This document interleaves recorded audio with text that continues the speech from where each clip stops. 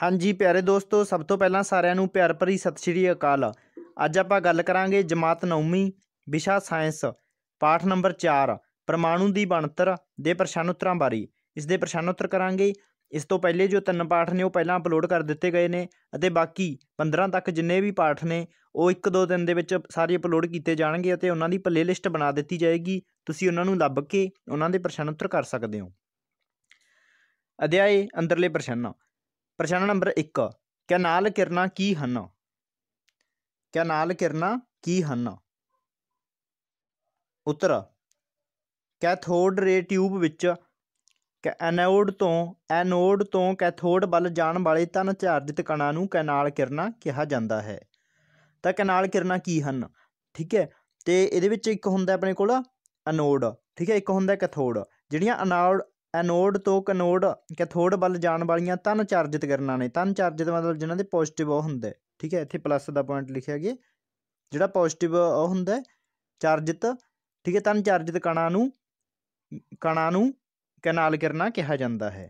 ਠੀਕ ਹੈ।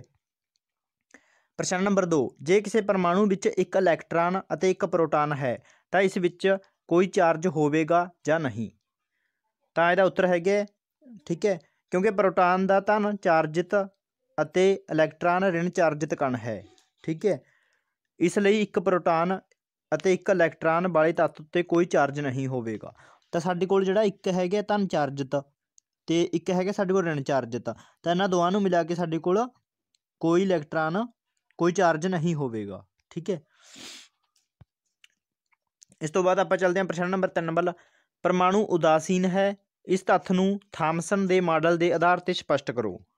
ਠੀਕ ਹੈ, ਤਾਂ ਸਾਡਾ ਉੱਤਰ ਹੈਗੇ ਥਾਮਸਨ ਦੇ ਪਰਮਾਣੂ ਮਾਡਲ ਅਨੁਸਾਰ ਪਰਮਾਣੂ ਵਿੱਚ ਰਿਣਾਤਮਕ ਅਤੇ ਧਨਾਤਮਕ ਚਾਰਜ ਮਾਤਰਾ ਵਿੱਚ ਸਮਾਨ ਹੁੰਦੇ ਹਨ, ਇਸ ਲਈ ਪਰਮਾਣੂ ਉਦਾਸੀਨ ਹੈ। ਉਦਾਸੀਨ ਦਾ ਮਤਲਬ ਹੁੰਦਾ ਕਿ ਉਹ ਨਾ ਤਾਂ ਪੋਜ਼ੀਟਿਵ ਹੈ, ਠੀਕ ਹੈ, ਨਾ ਉਹ ਨੈਗੇਟਿਵ ਹੈ, ਨਾ ਤਾਂ ਧਨਾਤਮਕ ਹੈ ਅਤੇ ਨਾ ਹੀ ਰਿਣਾਤਮਕ ਹੈ। ਅਤੇ ਉਹਦੇ ਵਿੱਚ ਜਿਹੜੇ ਰਿਣਾਤਮਕ ਅਤੇ ਧਨਾਤਮਕ ਚਾਰਜ ਨੇ ਉਹ ਬਰਾਬਰ ਮਾਤਰਾ ਵਿੱਚ ਹੁੰਦੇ ਨੇ, ਠੀਕ ਹੈ, ਸਮਾਨ ਮਾਤਰਾ ਵਿੱਚ ਹੁੰਦੇ ਹਨ, ਇਸ ਲਈ ਪਰਮਾਣੂ ਉਦਾਸੀਨ ਹੈ। ਤਾਂ ਰਾਦਰਫੋਰਡ ਦੇ ਪਰਮਾਣੂ ਮਾਡਲ ਅਨੁਸਾਰ ਪਰਮਾਣੂ ਦੇ ਨਾਭਿਕ ਵਿੱਚ ਕਿਹੜਾ ਪਰਮਾਣੂਕ ਕਣ ਮੌਜੂਦ ਹੈ? ਤਾਂ ਕਿਹੜਾ ਮੌਜੂਦ ਹੈ? ਤਾਂ ਯਾਦ ਰੱਖਣਾ ਹੈ ਰਾਦਰਫੋਰਡ ਦੇ ਪਰਮਾਣੂ ਮਾਡਲ ਅਨੁਸਾਰ, ਤਾਂ ਉਹ ਕਿਹੜਾ? ਪ੍ਰੋਟਾਨ। ਠੀਕ ਹੈ। ਇਸ ਤੋਂ ਬਾਅਦ ਆਪਾਂ ਅੱਗੇ ਚੱਲਦੇ ਹਾਂ ਪ੍ਰਸ਼ਨ 'ਤੇ। ਕੀ ਐਲਫਾ ਕਣਾਂ ਦਾ ਖਿੰਡਾਊ ਪ੍ਰਯੋਗ ਸੋਨੇ ਤੋਂ ਇਲਾਵਾ ਦੂਜੀ ਧਾਤ ਦੀ ਪੱਤੀ ਨਾਲ ਸੰਭਵ ਹੋਵੇਗਾ? ਪ੍ਰਸ਼ਨ ਕਿਹੜਾ ਹੈ? ਇਹ ਵਾਲਾ। ਕੀ ਅਲਫਾ ਕਣਾਂ ਦਾ ਖਿੰਡਾਊ ਪ੍ਰਯੋਗ ਸੋਨੇ ਤੋਂ ਇਲਾਵਾ ਦੂਜੀ ਧਾਤ ਦੀ ਪੱਤੀ ਨਾਲ ਸੰਭਵ ਹੋਵੇਗਾ? ਤਾਂ ਸਾਡਾ ਉੱਤਰ ਹੈਗਾ ਹਾਂ। ਐਲਫਾ ਕਣਾਂ ਦਾ ਖਿੰਡਾਊ ਯੋਗ ਕਿਸੇ ਹੋਰ ਧਾਤ ਨਾਲ ਵੀ ਲਗਭਗ ਸੋਨੇ ਵਰਗੇ ਹੀ ਨਤੀਜੇ ਦੇਵੇਗਾ, ਪਰ ਕਿਉਂਕਿ ਬਾਕੀ ਧਾਤਾਂ ਸੋਨੇ ਵਾਂਗ ਕੁਟੀਣਯੋਗ ਨਹੀਂ ਹਨ, ਇਸ ਲਈ ਵੱਧ ਅਲਫਾ ਕਣ ਵਾਪਸ ਮੁੜਨਗੇ। ਠੀਕ ਹੈ, ਇਹ ਤੁਸੀਂ ਯਾਦ ਕਰਨਾ ਹੈ। ਇਹ ਤੋਂ ਬਾਅਦ ਸਾਡਾ ਅਗਲਾ ਪ੍ਰਸ਼ਨ ਆ ਗਿਆ, ਪਰਮਾਣੂ ਦੇ 3 ਨਿਕਲੇ ਅੰਗਾਂ ਦੇ ਨਾਂ ਲਿਖੋ। ਨਿਕੜੇ ਪਰਮਾਣੂ ਦੇ 3 ਅੰਗ ਕਿਹੜੇ ਕਿਹੜੇ ਹੁੰਦੇ ਨੇ? ਠੀਕ ਹੈ, ਪਰਮਾਣੂ ਦੇ 3 ਅੰਗ ਹੁੰਦੇ ਨੇ ਪ੍ਰੋਟਾਨ, ਇਲੈਕਟ੍ਰਾਨ ਅਤੇ ਨਿਊਟਰਾਨ।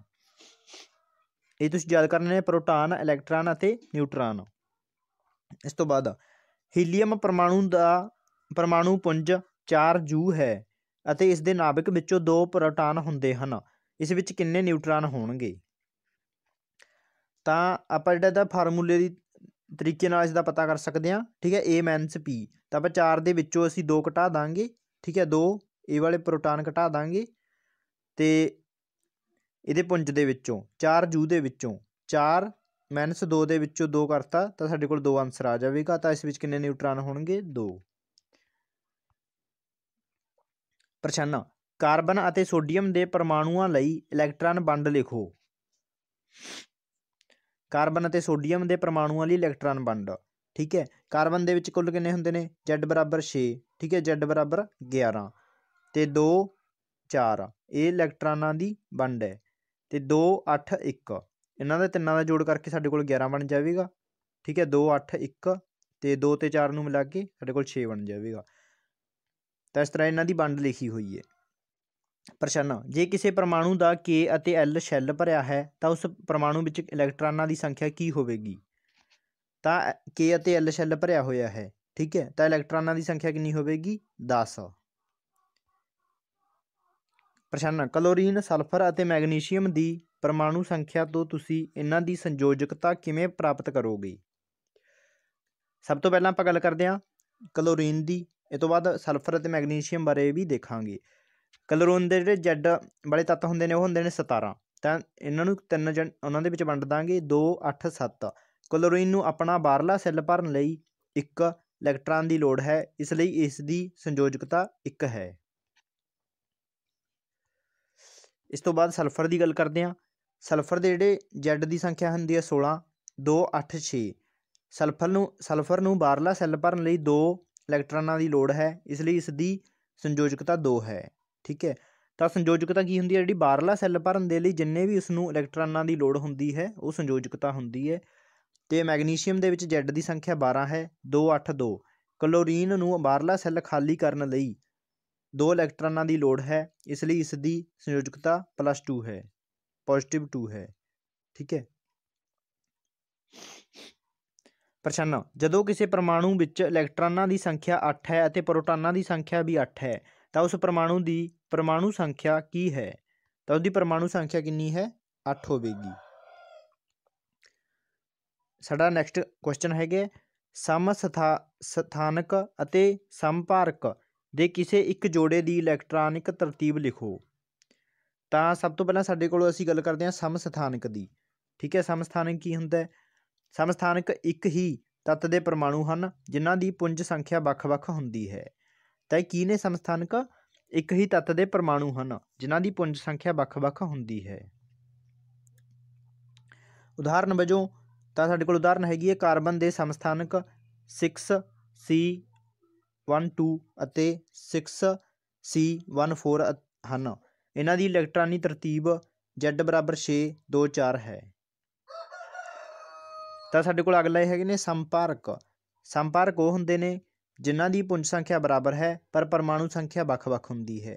ਠੀਕ ਹੈ। ਉਦਾਹਰਨ ਵਜੋਂ 6C12 ਅਤੇ 7C14 ਸੰਪਾਰਕ ਹਨ। ਕਾਰਬਨ ਦੀ ਇਲੈਕਟ੍ਰਾਨੀ ਤਰਤੀਬ Z = 6, 2, 4 ਹੈ। ਤਾਂ 2, 4 ਨੇ ਜਿਹੜੇ ਮਿਲ ਕੇ 6 ਬਣ ਜਾਣਗੇ। ਅਤੇ ਨਾਈਟ੍ਰੋਜਨ ਦੀ ਇਲੈਕਟ੍ਰਾਨੀ ਤਰਤੀਬ 2 = 7, 7 Z, ਇੱਥੇ Z ਲਿਖਿਆ ਜਾਵੇਗਾ, Z = 7। ਠੀਕ ਹੈ। 2, 5 ਹੈ। ਤਾਂ ਅਭਿਆਸ ਦੇ ਪ੍ਰਸ਼ਨ ਆ ਗਏ ਸਾਡੇ, ਜਿਹੜੇ ਹੋਰ ਪ੍ਰਸ਼ਨ ਆ ਗਏ ਤਾਂ ਇਹਨਾਂ ਨੂੰ ਕਰਨਾ ਆਪਾਂ ਨੇ। ਇਲੈਕਟ੍ਰਾਨ, ਪ੍ਰੋਟਾਨ ਅਤੇ ਨਿਊਟਰਾਨ ਦੇ ਗੁਣਾਂ ਦੀ ਤੁਲਨਾ ਕਰੋ। ਠੀਕ ਹੈ। ਇਹਨਾਂ ਦੇ ਆਪਾਂ ਗੁਣਾਂ ਦੀ ਤੁਲਨਾ ਕਰਨੀ ਹੈ। ਤਾਂ ਚਾਰਜ ਅਤੇ ਸਥਿਤੀ, ਸਭ ਤੋਂ ਪਹਿਲਾਂ ਆਪਾਂ ਦੇਖਾਂਗੇ ਚਾਰਜ ਅਤੇ ਸਥਿਤੀ ਦੇ ਆਧਾਰ 'ਤੇ। ਇਲੈਕਟ੍ਰਾਨ ਰਿਣਚਾਰਜਿਤ ਨਿਊਕਲੀਅਸ ਦੇ ਦੁਆਲੇ ਚੱਕਰ ਲਗਾਉਂਦੇ ਹਨ। ਪ੍ਰੋਟਾਨ ਧਨ ਚਾਰਜਿਤ ਅਤੇ ਨਿਊਕਲੀਅਸ ਦੇ ਵਿੱਚ ਮੌਜੂਦ ਹੁੰਦੇ ਹਨ ਅਤੇ ਨਿਊਟਰਾਨ ਕੋਈ ਚਾਰਜ ਨਹੀਂ ਨਿਊਕਲੀਅਸ ਵਿੱਚ ਮੌਜੂਦ ਹੁੰਦੇ ਹਨ। ਠੀਕ ਹੈ। ਪ੍ਰਸ਼ਨ ਨੰਬਰ 2, ਜੇ ਥਾਮਸਨ ਦੇ ਪਰਮਾਣੂ ਮਾਡਲ ਦੀਆਂ ਖਾਮੀਆਂ ਹਨ। ਇਹਨਾਂ ਵਿੱਚੋਂ ਕਿਹੜੀਆਂ-ਕਿਹੜੀਆਂ ਖਾਮੀਆਂ ਨੇ ਜਿਹੜੀਆਂ ਜੇ ਥਾਮਸਨ ਦੇ ਮਾਡਲ ਦੀਆਂ ਖਾਮੀਆਂ ਹਨ? ਤਾਂ ਖਾਮੀਆਂ ਆ ਦਿੱਤੀਆਂ ਹੋਈਆਂ ਨੇ। ਇਹ ਮਾਡਲ ਰਦਰਫੋਰਡ ਦੇ ਅਲਫਾ ਕਣ ਖਿੰਡਾਊ ਪ੍ਰਯੋਗ ਦੀ ਵਿਆਖਿਆ ਨਹੀਂ ਕਰ ਸਕਿਆ। ਇਸ ਮਾਡਲ ਦਾ ਕੋਈ ਪ੍ਰਯੋਗੀ ਆਧਾਰ ਨਹੀਂ ਹੈ। ਪ੍ਰਸ਼ਨ ਨੰਬਰ 3, ਰਦਰਫੋਰਡ ਦੇ ਪਰਮਾਣੂ ਮਾਡਲ ਦੀਆਂ ਕੀ ਖਾਮੀਆਂ ਹਨ? ਸਾਡੇ ਕੋਲ ਉੱਤਰ ਹੈਗਾ ਇਹ ਮਾਡਲ ਪਰਮਾਣੂ ਦੀ ਸਥਿਰਤਾ ਨੂੰ ਨਹੀਂ ਸਮਝਾ ਸਕਿਆ। ਨੰਬਰ 2, ਇਹ ਮਾਡਲ ਹਾਈਡਰੋਜਨ ਅਤੇ ਹੋਰ ਪਰਮਾਣੂਆਂ ਦੇ ਸਪੈਕਟਰਮ ਬਾਰੇ ਵਿਆਖਿਆ ਨਹੀਂ ਕਰ ਸਕਿਆ। ਪ੍ਰਸ਼ਨ ਨੰਬਰ 4, ਬੋਹਰ ਦੇ ਪਰਮਾਣੂ ਮਾਡਲ ਦੀ ਵਿਆਖਿਆ ਕਰੋ। ਪਰਮਾਣੂ ਦਾ ਸਾਰਾ ਧਨ ਚਾਰਜ ਅਤੇ ਲਗਭਗ ਸਾਰਾ ਪੁੰਜ P+N ਪਰਮਾਣੂ ਦੇ ਕੇਂਦਰ ਵਿੱਚ ਮੌਜੂਦ ਹੁੰਦਾ ਹੈ, ਜਿਸ ਨੂੰ ਨਿਊਕਲੀਅਸ ਜਾਂ ਕੇਂਦਰਕ ਕਹਿੰਦੇ ਹਨ। ਨੰਬਰ 2, ਰਿਣਚਾਰਜਿਤ ਇਲੈਕਟ੍ਰਾਨ ਕੁਝ ਵਿਸ਼ੇਸ਼ ਆਰਬਿਟਾਂ ਵਿੱਚ ਚੱਕਰ ਲਗਾਉਂਦੇ ਹਨ।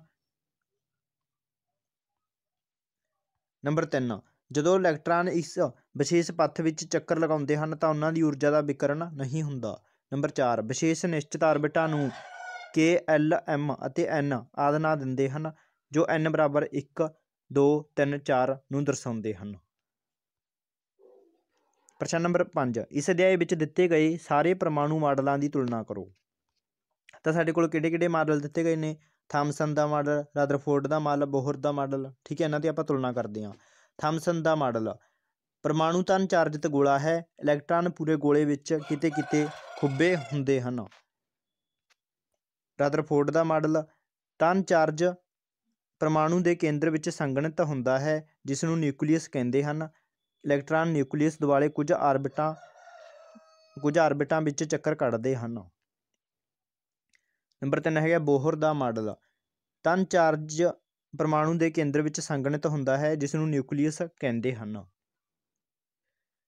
ਇਲੈਕਟ੍ਰਾਨ ਨਿਊਕਲੀਅਸ ਦੁਆਲੇ ਕੁਝ ਨਿਸ਼ਚਿਤ ਆਰਬਿਟ ਚੱਕਰ ਕੱਢਦੇ ਹਨ। ਤਾਂ ਅਸੀਂ ਪ੍ਰਸ਼ਨ ਨੰਬਰ 6 ਦੇਖਦੇ ਹਾਂ ਹੁਣ। ਪਹਿਲੇ 18 ਤੱਤਾਂ ਦੇ ਵੱਖ-ਵੱਖ ਸੈੱਲਾਂ ਵਿੱਚ ਇਲੈਕਟ੍ਰਾਨ ਵੰਡ ਦੇ ਨਿਯਮ ਨੂੰ ਲਿਖੋ।